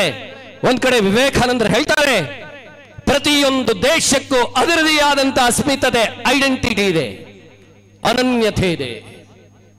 ಪಾಶ್ಚಿಮಾತ್ಯ ಜಗತ್ತಿನಲ್ಲಿ ನಿಂತು ವಿವೇಕಾನಂದರು ಹೇಳ್ತಾರೆ, ನನ್ನ ದೇಶದ ಅನನ್ಯತೆ, ಅಸ್ಮಿತತೆ ಯಾವುದು ಅಂತ ಕೇಳಿದ್ರೆ ಧರ್ಮ. ಆಧ್ಯಾತ್ಮಿಕತೆಗೆ ನನ್ನ ದೇಶದ ಹೃದಯ. ಹಾಗಾಗಿ ನಾನು ವಿಜ್ಞಾನ ಓದಿರ್ಬೋದು, ನಾನು ಬಿಕಾಮ್ ಓದಿರ್ಬೋದು, ನಾನು BA MA MSc MCom ಇನ್ಯಾವುದೋ ಡಾಕ್ಟರ್ ಇಂಜಿನಿಯರ್ ಓದಬಹುದು.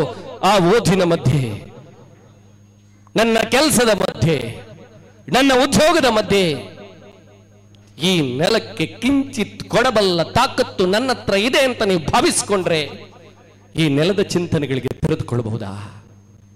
ಅದಕ್ಕೆ ಹೇಳ್ತೀನಿ ಬಂಧುಗಳೇ, ಮೊನ್ನೆ ರಾಮ ಮಂದಿರದ ಉಜ್ಜೀವನ ಆಯಿತು.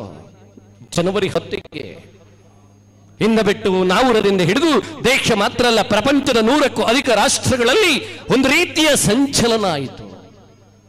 ತುಂಬಾ ಜನ ಕೇಳಿದ್ದಿದೆ, ನನಗೂ ನೆನಪಿದೆ, ಮಾತು ಮುಗಿಸ್ತೇನೆ ಪ್ರದೀಪಣ್ಣ. 94ರ ಹೊತ್ತಿಗೆ 92ರ ಹೊತ್ತಿಗೆ ಅದು ಇಲ್ಲೂ ಕೂಡ ಘಟನೆ ನಡೆದಿತ್ತು. ನಾನು ನೆನಪು ಮಾಡೋದಿಲ್ಲ. ಬೆಳ್ತಂಗಡಿಯಲ್ಲಿ ಒಬ್ಬ ಹಿರಿಯರು ಭಾಷಣ ಮಾಡುವಾಗ ಹೇಳ್ತಾ ಇದ್ರು, ಅಲ್ಲ ರಾಮ ಮಂದಿರಕ್ಕಾಗಿ ಇಷ್ಟೆಲ್ಲ ಪ್ರಾಣ ಕೊಡ್ಬೇಕಾ, ಕರಸೇವೆ ಮಾಡಬೇಕಾ, ಇಷ್ಟೆಲ್ಲ ಕಷ್ಟ ಪಡ್ಬೇಕಾ? ಅಲ್ಲ ರಾಮ ಇದ್ದ ಅನ್ನೋದಕ್ಕೆ ಗ್ಯಾರಂಟಿ ಏನು? ಅಲ್ಲಿ ಅಯೋಧ್ಯೆಯಲ್ಲಿ ತಪ್ಪು ತಿಳ್ಕೊಳ್ಬೇಡಿ. ಕೇಳಿದವರು ಯಾರು ಅಂತ ಇವತ್ತು ನನಗೆ ನೆನಪಿದೆ, ಉತ್ತರ ಕೊಟ್ಟವರು ಯಾರು ಅಂತ ನನಗೆ ನೆನಪಿದೆ. ಬೆಳ್ತಂಗಡಿಯಲ್ಲೇ ಕೊಟ್ಟ ಉತ್ತರ ಇದು. ಬಂದು ಹೇಳಿದ್ರು, ಮಗುವನ್ನು ತೋರಿಸಿ, ಅಲ್ಲೊಂದು ಮಗು ಇದೆ, ಆ ಮಗು ಅಮ್ಮನ ಜೊತೆಗಿದೆ. ಮಗುವಿನ ಜನನವಾದಾಗ ಅಮ್ಮನ ಸಾಂಗತ್ಯದಲ್ಲೇ ಮಗು ಇರೋದು. ಮಗುವಿಗೆ ಇನ್ನೇನು ಬುದ್ಧಿ ಬಲಿತು ಅಂದಾಗ ಅಪ್ಪನ ಪರಿಚಯ ಆಗ್ತದೆ. ಅವನನ್ನು ಅಪ್ಪ ಅಂತ ಹೇಳಿಕೊಡುವವಳು ಯಾರು ಅಂತ ಕೇಳಿದ್ರೆ ತಾಯಿ. ಆ ಮಗುವನ್ನು ತಿತ್ತಿ ತೀಡ್ತಾ ಅವನು ನಿನ್ನ ಅಪ್ಪ ಅಂತ ಹೇಳಿಕೊಡ್ತಾಳೆ. ಕಾಲಕ್ರಮೇಣ ಆ ಮಗು ನನ್ನ ಅಪ್ಪ ಅಪ್ಪ ಅಪ್ಪ ಅಂತ ಕರೀಲಿಕ್ಕೆ ಶುರು ಮಾಡ್ತದೆ. ಇವತ್ತಿನ ಭಾಷೆಯಲ್ಲಿ ಡ್ಯಾಡ್ ಮಾಮ್ ಬಂದಿದೆ, ನಾನು ಮಾತಾಡ್ತಾ ಇಲ್ಲ. ಆದ್ರೆ ಸೈನ್ಸ್ ಓದೋ ವಿದ್ಯಾರ್ಥಿಗಳು ಎಲ್ಲಿದ್ದಾರೆ? ಸ್ವಲ್ಪ ವಯಸ್ಸಾಯ್ತು, ಜಿಯೋಗ್ರಫಿಯ ಜೊತೆಗೆ ಬಯಾಲಜಿ ಓದಿದ್ರು. ಬಯಾಲಜಿಯನ್ನು ಓದ್ತಾಗ ಆ ಮಗು ಯಾವತ್ತಾದ್ರೂ ಓದಿ ಬಂದು ಮನೆಯಲ್ಲಿ ಅಮ್ಮನ ಹತ್ರ ಕೇಳಿದ್ದಿರ್ಬೋದಾ, ಅವನೇ ನನ್ನ ಅಪ್ಪ ಅನ್ನೋದಕ್ಕೆ ಗ್ಯಾರಂಟಿ ಏನು? ಯಾವ ಮಗು ಆದ್ರೂ ಕೇಳ್ತಾ? DNA ಟೆಸ್ಟ್ ಮಾಡುವ ಒಂದು ನನ್ನ ಅಪ್ಪ ಅನ್ನೋದಕ್ಕೆ ಪ್ರೂಫ್ ಬೇಕು ಅಂತ ಕೇಳ್ತಾ? ಇಲ್ಲ.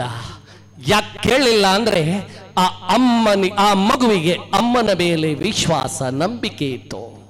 ಸೊ ಆ ಕಾರಣಕ್ಕಾಗಿ ಆ ಮಗು ಅವನು ನನ್ನ ಅಪ್ಪ ಅಂತ ಅತ್ಯಂತ ಹೃದಯದಿಂದ ಒಪ್ಕೊಂಡಿತ್ತು. ಹೌದ್ರಿ, ಬೆಳ್ತಂಗಡಿಯಲ್ಲಿ ನಿಂತು ನನ್ನ ಹಿರಿಯರು ಹೇಳಿದ್ರು, ಹೌದು, ಸಾವಿರಾರು ವರ್ಷಗಳಿಂದ ನಮ್ಮ ಹಿರಿಯರು ಶ್ರೀರಾಮ ನಮ್ಮ ಆರಾಧ್ಯ ದೈವ, ಅಯೋಧ್ಯಾಪತಿ ಅಂತ ಹೇಳಿದ್ರು. ಆ ಕಾರಣಕ್ಕಾಗಿ ಅವನು ಅಯೋಧ್ಯಾಪತಿ. ಅದೇ ಪುರಾವೆ. ಈಗ ಪ್ರಶ್ನೆ ಅದಲ್ಲ. 1528ರ ಹೊತ್ತಿಗೆ ಬಾಬರ್ನಿಂದ, ಅವನ ದಂಡನಾಯಕನಿಂದ ಧರಾಶಾಯಿಯಾದ ಮಂದಿರ 2019ರ ಕೊನೆಯಲ್ಲಿ 20ರ ಆದಿಯಲ್ಲಿ ಮತ್ತೆ ಪುನಶ್ಚೇತನವನ್ನು ಪಡಿಬೇಕಾದ್ರೆ ಮತ್ತೆ ನೀವು ಇತಿಹಾಸಕ್ಕೆ ಹೋಗಬೇಕು. ಹತ್ತಿರ 3 ಲಕ್ಷಕ್ಕೂ ಅಧಿಕ ಬಂಧುಗಳು ಪ್ರಾಣಾರ್ಪಣೆ ಮಾಡಿದ್ದಾರೆ. 70ಕ್ಕೂ ಅಧಿಕ ಯುದ್ಧಗಳಾಗಿದೆ. ನೀವು ಕೇಳಬಹುದು, ಯಾಕೆ ಪ್ರಾಣ ಕೊಟ್ಟರು, ಯಾಕೆ ಯುದ್ಧ ಆಯಿತು? ರಾಮ ಬರೀ ಅಯೋಧ್ಯೆಗೆ ಸೀಮಿತ ಆಗಿಲ್ಲ. ರಾಮ ಬರೇ ನಮ್ಮ ಮನೆಯಂಗಳದ ಕೋಣೆಯಲ್ಲಿ ಆರಾಧನೆಗೆ ಒಳಪಡುವ ದೇವರಾಗಲಿಲ್ಲ. ರಾಮ ಈ ನೆಲದ ರಾಷ್ಟ್ರ ಮಂದಿರದಲ್ಲಿದ್ದ. ರಾಮ ಭಾರತೀಯ ಸಾಂಸ್ಕೃತಿಕ ಮಂದಿರದಲ್ಲಿ ಗಟ್ಟಿ ನೆಲೆಗೊಂಡಿದ್ದ. ಅದರ ಪ್ರತಿರೂಪಗಳು ನೋಡಿ. ಗಣಪ ಯಾವ ಪುರಾಣಗಳನ್ನು ಹುಡುಕ್ತಾ ಹೋಗಿ, ಸ್ಕಂದ ಪುರಾಣದಿಂದ ಹಿಡಿದು ವಿಷ್ಣು ಪುರಾಣದಿಂದ ಬಂದು ಶಿವಚರಿತ್ರೆಗಳಿಗೆ ಬನ್ನಿ. ಗಣಪನ ಆರಾಧನೆ ಹಿಂದ್ಗಡೆ ಇರುವ ಲೌಕಿಕ ವಿಚಾರಧಾರೆಗಳು ಅದನ್ನೇ ಅವರು ಹೇಳಿದರು. ದೊಡ್ಡ ದೇಹ, ಪುಟ್ಟ ವಾಹನ, ಸಣ್ಣ ಕಣ್ಣು, ದೊಡ್ಡ ಕಿವಿ. ಮನುಷ್ಯನ ದೇಹ ಪ್ರಾಣಿಯ ಸೊಂಡಿಲ್ಲ, ಸೊಂಟದಲ್ಲೊಂದು ಹಾವು. ಚಂದ ಕಲ್ಪನೆ ನೋಡಿ. ನೀವು ದೂರ ಹೋಗಬೇಡ. ಈ ನೆಲವನ್ನು ಸುತ್ತಮುತ್ತ ಮಕ್ಕಳು ನೋಡಬೇಕು. ಪ್ರಕೃತಿ ಪ್ರಕೃತಿ ಪ್ರಕೃತಿ. ನನ್ನ ಮಾತು ನಿಮಗೆ ರುಚಿಸ್ತದ ಇಲ್ವೋ ಗೊತ್ತಿಲ್ಲ. 2ನೇ ಕೊರೋನಾ ಅಲೆ ಬಂದಾಗ ನಾನು ಮನೆಯಲ್ಲಿದ್ದೆ. ಟಿವಿಯಲ್ಲಿ ಸಾಲು ಸಾಲು ರೋಗಿಗಳ ಹಿಂಡು, ಆಸ್ಪತ್ರೆಯ ಮುಂದೆ ಆಕ್ಸಿಜನ್ ಕೊರತೆ, ಪ್ರದೀಪ್ ಜಿ ರೋಗಿಗಳು ವಿಲವಿಲ ಅಂತ ನ್ಯೂಸ್ ಬರ್ತಾ ಇತ್ತು. ಇಡೀ ದೇಶವನ್ನು ಪ್ರಪಂಚದಲ್ಲಿ ಭಾರತ ದರಿದ್ರ ಅಂತ ಬಿಂಬಿಸಲಿಕ್ಕೆ ಟಿವಿ ವಾಹಿನಿಗಳು ಶುರು ಮಾಡಿದ್ವು. ಆಕ್ಸಿಜನ್ ಇಲ್ಲ. ನಾನು ಮಕ್ಕಳ ಹತ್ರ ಇತ್ತೀಚೆಗೆ ಕೇಳ್ತಾ ಇದೆ, ಆಕ್ಸಿಜನ್ ಸಿಟಿ ಸೆಂಟ್ರಲ್ಲಿ ಸಿಗ್ತದ, ಪೋರಂ ಮಾಲಲ್ಲಿ ಸಿಗ್ತದ? ಇಲ್ಲಲ್ಲ, ಇಲ್ಲೇ ಸಿಗೋದು. ಗಣಪನನ್ನು ನೋಡಿ, ಪ್ರಕೃತಿಯ ತತ್ವಗಳು, ಅವನು ಬರೀ ಮಣ್ಣಿನ ಮೂರ್ತಿಯಲ್ಲ, ಕಾಣುವ ದೇವರಲ್ಲ. ಈ ನೆಲ ಪ್ರಕೃತಿಯ ಆರಾಧನೆ ಹಿನ್ನೆಲೆಯಲ್ಲಿ ಬೆಳೆದು ಬಂದ ನೆಲ. ಅಂತಹ ಪ್ರಕೃತಿ ತತ್ವ, ಮನುಷ್ಯ ತತ್ವವನ್ನು ಒಳಗೊಂಡ ಈ ನೆಲದ ಪರಂಪರೆ ಇದೆಯಲ್ಲ, ಈ ನೆಲದ ಚಿಂತನೆ ಇದೆಯಲ್ಲ, ಆ ಚಿಂತನೆಗಳನ್ನು ನಮ್ಮೊಳಗೆ ಗರ್ಭೀಕರಿಸಿಕೊಳ್ತಲೇ ದಿನ ಬಂಧುಗಳೇ, ಮಾತು ಮುಗಿಸ್ತೀನಿ. ಮಾತು ಮುಗಿಸೋ ಪೂರ್ವದಲ್ಲಿ ತರಗತಿಯಲ್ಲೂ ಇದೇ ಮಾತು ಹೇಳ್ತೀನಿ, ಪರಿಷತ್ತಿನ ಕಾರ್ಯಕ್ರಮದಲ್ಲೂ ಇದೇ ಮಾತು ಹೇಳ್ತೀನಿ. ಚರಿತ್ರೆ ಅರ್ಥ ಮಾಡಿಕೊಳ್ಳೇಬೇಕು. ನಮಗೆ ದ ನೆಪೋಲಿಯನ್ ಗ್ರೇಟ್ ಅಂತ ಪಾಠ ಹೇಳಿದ ಟೀಚರಿಗೆ ಒಮ್ಮೆ ಭಗತ್ ಸಿಂಗ್ ನೆನಪು ಮಾಡ್ಬೋದಾ? ಒಮ್ಮೆ ಶಿವಾಜಿಯನ್ನು ನೆನಪು ಮಾಡ್ಬೋದಾ? ಬ್ರಿಟಿಷ್ ಇತಿಹಾಸಕಾರ ಇಂಗ್ಲೆಂಡ್ ನಲ್ಲಿ ನಿಂತು ಹೇಳ್ತಾನೆ, ನಮ್ಮಲ್ಲೊಬ್ಬ ಶಿವಾಜಿ ಇರ್ತಿದ್ರೆ ಇಡೀ ಜಗತ್ತನ್ನೇ ನಾವು ಆಳ್ತಿದ್ವಿ ಅಂತ. ನೆನ್ಪಿಟ್ಕೊಳ್ಳಿ, ನಾನು ಹೇಳಿದ್ದಲ್ಲ, ಒಬ್ಬ ಹಿಸ್ಟೋರಿಯನ್, ಬ್ರಿಟಿಷ್ ಹಿಸ್ಟೋರಿಯನ್ ಹೇಳ್ತಾನೆ, ನಮ್ಮಲ್ಲೊಬ್ಬ ಶಿವಾಜಿ ಇರ್ತಿದ್ರೆ ಇಡೀ ಜಗತ್ತು ನಮ್ಮ ಕೈಯಲ್ಲಿ ಇರ್ತಾ ಇತ್ತು. ಇವತ್ತು ನಮ್ಮ ಶಿವಾಜಿ ನಮ್ಮ ಕೈಯಲ್ಲಿದ್ದಾನೆ, ನಮ್ಮ ಶಿವಾಜಿ ನಮ್ಮ ಬೈಕ್ ಡೂಮಲ್ಲಿದ್ದಾನೆ, ನಮ್ಮ ಶಿವಾಜಿ ನಮ್ಮ ಪತಾಕಿಯಲ್ಲಿದ್ದಾನೆ. ಎದೆಗೂಡಲ್ಲಿದ್ದಾನ? ಎದೆಗೂಡಲ್ಲಿದ್ದಾನ? ಅರ್ಥ ಮಾಡ್ಕೊಳ್ಬೇಕಲ್ಲ. ಹೆಣ್ಮಕ್ಳು, ತಂಗಿಂದ್ರು, ಬೆಳ್ತಂಗಡಿಯು ಸೇರಿದಂತೆ ಇತ್ತೀಚೆಗೆ ಬಂದ ವರ್ತಮಾನಗಳು, ಬಂಗ್ಲದಲ್ಲಿ ನಡೆದಂತ ನರಮೇಧಗಳು, ಧ್ವಂಸಗೊಂಡ ಮಂದಿರಗಳು ಕಣ್ಮುಂದೆ ತರಿಸಿಕೊಳ್ಳಿ ಬಂಧುಗಳೇ. ಕಾಲದ ಕರೆಗಳು ಬಂದಾಗ ಹೇಗಿರ್ಬೋದು? ನಾನು ಒಂದೇ ನೆನಪಡ್ತೇನೆ ನನ್ನ ತಂಗಿಯಂದಿರಿಗೆ. ಇತಿಹಾಸ ಓದಿ ನಾನು ಬರೆದ ಇತಿಹಾಸ, ಯಾರೋ ಬರೆದ ಇತಿಹಾಸ ಹೇಳ್ತಾ ಇಲ್ಲ, ಪಶ್ಚಿಮತ್ತರು ಬರೆದ ಇತಿಹಾಸವನ್ನು ನೆನಪಡ್ತೇನೆ. 1857 ಒಂದು ಘಟನೆಯಲ್ಲಿ ಒಂದು ಹೆಣ್ಮಗಳ ಪಾತ್ರ ಬರ್ತದೆ. ಝಾನ್ಸಿ ಅಂತ ಹೇಳ್ತಾ ಇಲ್ಲ, ಒಬ್ಬಳು ಹೆಣ್ಮಗಳು, ಅಜೀಜನ್ ಬಾಯ್ ಅಂತ ಅವಳ ಹೆಸರು. ಅಜೀಜನ್ ಬಾಯ್. ಅವಳ ಕೆಲಸ ಏನು ಗೊತ್ತಾ? ಆ ಪದ ಬಳಕೆ ಮಾಡಲ್ಲ, ವೇಶ್ಯೆ ಅವಳು. ಸೂಳೆಗಾರಿಕೆ ಪ್ರಾಸಿಕ್ಯೂಟ್ ಮಾಡ್ತಾ ಇದ್ದವಳು. ಒಂದಿನ ನಾನಾ ಸಾಹೇಬನ ಅರಮನೆಯಲ್ಲಿ ಬ್ರಿಟಿಷರ ವಿರುದ್ಧ ಹೋರಾಟ ಹೇಗೆ ಮಾಡಬೇಕು ಎಂದು ಚರ್ಚೆ ಆಗ್ತಾ ಇತ್ತು. ಆ ಸಭೆಗೆ ಬಂದು ಕೂತ್ಕೊಳ್ತಾಳೆ. ಇಂಥದೇ ಸಭೆ. ಆ ಸಭೆಯಲ್ಲಿ ಕೂತ್ಕೊಂಡು ಮಾತುಗಳನ್ನು ಕೇಳ್ತಾಳೆ, ಮನಸ್ಸಿನಲ್ಲಿ ತೀರ್ಮಾನ ಮಾಡ್ತಾಳೆ, ವೇಷಾವೃತ್ತಿಯನ್ನು ಬಿಡ್ತಾಳೆ, ಕಚ್ಚೆ ಕಟ್ಕೊಳ್ತಾಳೆ. ನಾನಾ ಸಾಹೇಬನ ಸೈನಿಕರ ಜೊತೆ ಸೇರ್ತಾಳೆ. ಸಾಹೇಬನ ಸೈನಿಕರು ಯುದ್ಧ ಮಾಡಿ ಗಾಯವಾದರೆ ಅವರ ಗಾಯವನ್ನು ವಾಸಿ ಮಾಡ್ತಾಳೆ. ಯಾರಾದ್ರೂ ಯುದ್ಧದಲ್ಲಿ ಬೆನ್ನು ತಿರುಗಿಸಿ ಓಡಿದ್ರೆ ಅವರಿಗೆ ಪ್ರೇರಣೆ ಕೊಟ್ಟು ಹುರಿದುಂಬಿಸಿ ಮತ್ತೆ ಯುದ್ಧಕ್ಕೆ ಸಿದ್ಧಗೊಳಿಸ್ತಾ ಇದ್ಲು. ನಾನಾ ಸಾಹೇಬ ಕಣ್ಮರೆಯಾಗ್ತದೆ. ಅವನ ನಾನಾವತಿಯ ಅರಮನೆ ಬ್ರಿಟಿಷರ ಕೈಗೆ ಸಿಗ್ತದೆ. ಅವತ್ತಿನ ಬ್ರಿಟಿಷ್ ಜನರಲ್ ಹ್ಯಾವ್ಲಾಕ್ ಅಜೀಜನ್ ಬಾಯಿಯನ್ನು ಸೈನಿಕರಿಗೆ ಬಂಧಿಸಲಿಕ್ಕೆ ಹೇಳ್ತಾನೆ. ಬಂಧಿಸಿ ಅವನ ಮುಂದೆ ಆಕೆಯನ್ನು ತರ್ತಾರೆ. ಆಕೆ ಹತ್ರ ಹೇಳ್ತಾನೆ, ನಾನು ಮಾಡಿದ್ದು ತಪ್ಪಾಯಿತು ಅಂತ ಹೇಳೋ, ನಿನ್ನನ್ನು ಬಿಟ್ಟು ಬಿಡ್ತೀನಿ ಅಂತ. ಮಾತಾಡಲ್ಲ ಅವಳು. ಒನ್ಸ್ ಅಗೇನ್ ರಿಪೀಟ್ ಮಾಡ್ತಾರೆ, ಅಜೀಜನ್ ನೀನು ಮಾಡಿದ್ದು ತಪ್ಪಾಯಿತು ಅಂತ ಕ್ಷಮೆ ಕೇಳೋ, ನಿನ್ನನ್ನು ಜೀವಂತ ಬಿಟ್ಬಿಡ್ತೀವಿ. ಆಗ ಅಜೀಜನ್ ಬಾಯಿ ಏನ್ ಹೇಳ್ತಾಳೆ ಗೊತ್ತಾ? ಕ್ಷಮೆ ಕೇಳಬೇಕಾದ್ದು ನಾನಲ್ಲ, ಕ್ಷಮೆ ಕೇಳಬೇಕಾದ್ದು ನೀವು ಅಂತ ಹೇಳ್ತಾಳೆ. ಬ್ರಿಟಿಷ್ ಸೈನಿಕರು ಗುಂಡಿಕ್ಕೆ ಆಕೆಯನ್ನು ಕೊಲ್ತಾರೆ. ಪ್ರೀತಿ ಅಲ್ಲ ತಂಗಿಂದ್ರೆ, ತಾಯಂದ್ರೆ, ಈ ಶ್ರೇಷ್ಠ ಪರಂಪರೆ ಇದೆಯಲ್ಲ, ಒಂದೆರಡು ಕಥೆಗಳಲ್ಲ, ಸಾವಿರಾರು ಕಥೆಗಳಿದೆ. ರಾಷ್ಟ್ರೀಯತೆಗೆ ಘಾಸಿ ಬಂದಾಗ ಲಾಲ್ ಲಜಪತ್ ರಾಯರಿಗೆ ಲಾಠಿ ಏಟು ಬಿದ್ದು ಆ ಲಾಠಿ ಏಟಿನ ಪೆಟ್ಟಿನಿಂದಲೇ ಅವರು ಸಾಯ್ತಾರೆ. ಇದನ್ನು ಕಣ್ಣಲ್ಲಿ ನೋಡುವವನು ಭಗತ್ ಸಿಂಗ್, ಇದನ್ನು ಕಣ್ಣಲ್ಲಿ ನೋಡುವವನು ಸುಖದೇವ್, ಇದನ್ನು ಕಣ್ಣಲ್ಲಿ ನೋಡುವವನು ರಾಜ್ಗುರು, ಇದನ್ನು ಕಣ್ಣಲ್ಲಿ ನೋಡುವವನು ಚಂದ್ರಶೇಖರ್ ಆಜಾದ್ ತೀರ್ಮಾನ ಮಾಡ್ತಾರೆ. ನಮ್ಮ ರಾಷ್ಟ್ರೀಯತೆಯ ಪ್ರತಿರೂಪವಾಗಿರುವಂತಹ ಲಾಲ್ ಲಜಪತ್ ರಾಯರ ಸಾವಿಗೆ ಬ್ರಿಟಿಷ್ ಅಧಿಕಾರಿಯನ್ನು ಕೊಲ್ಲದೆ ಬಿಡ್ತೀವಿ. ಸ್ಕಾಟನ್ ಕೊಂದದ್ದು ಈ ಕಾರಣಕ್ಕಾಗಿ ಅವರು ಗಲ್ಲಿಗೆ ಹೋದದ್ದು, ಅವರ ವೈಯಕ್ತಿಕ ಕಾರಣಗಳಿಗಾಗಿ ಅಲ್ಲ.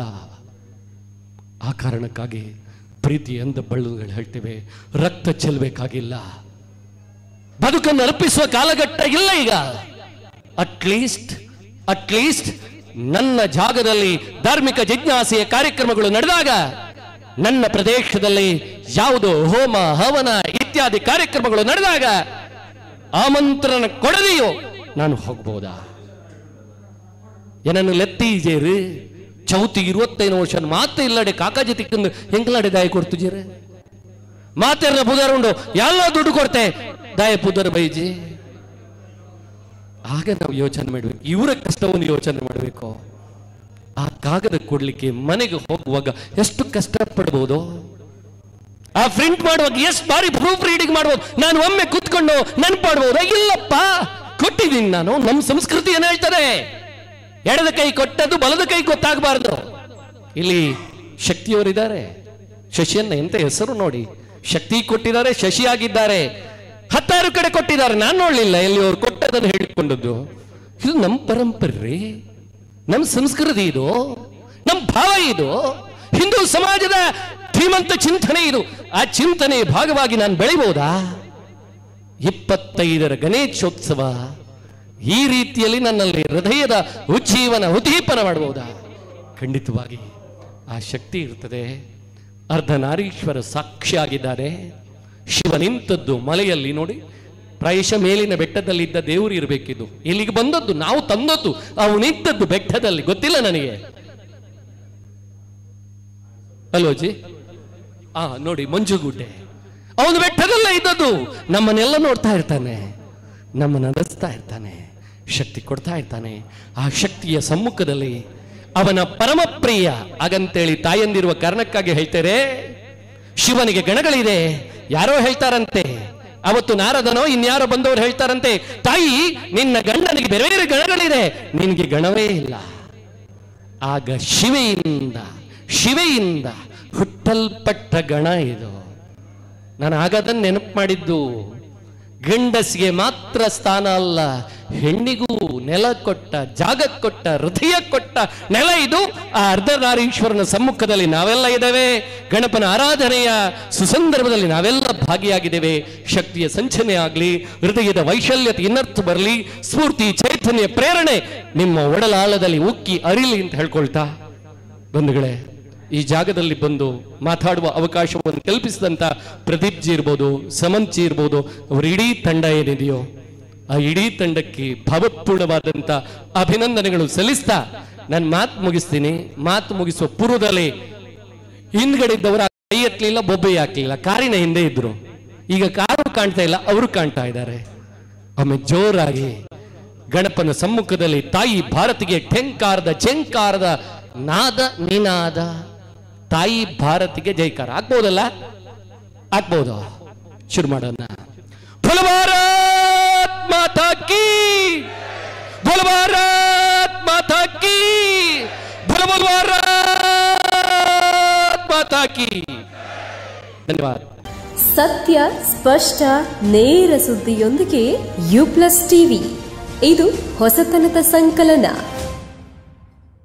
Affordable homes in the heart of the city with luxurious beyond your wildest imagination. Yes, it's unbelievable but true. Everything is possible. At Rohan City in Bejai, Mangalore, 550 apartments, more than 250 commercial spaces, an 80,000 square feet best city club, and many more facilities. For just ₹31,000 per month installment, 10% special discount for teachers, police, journalists, and defense personnel. Last few days left. Rohan City, a lifetime of blissful living.